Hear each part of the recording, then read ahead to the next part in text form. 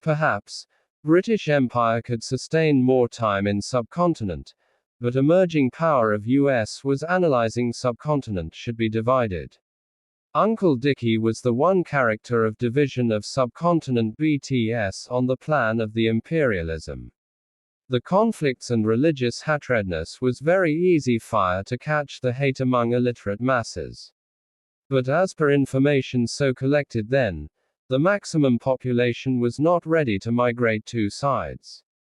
It was not hard to leave the lands of ancestors and earning lands as well developing industrial and commercial businesses, but harsh to break the peaceful mutual understanding and living together. BTS of Uncle Dickie was British intelligence under his viceroy leadership, which was aimed to ignite hatredness and religious conflicts at a height that only division could be the solution. The major key was cow heads at temples and pig heads at mosques. This formula was conceived by both newly independent countries' machinery, and it still works in both countries and also in between them.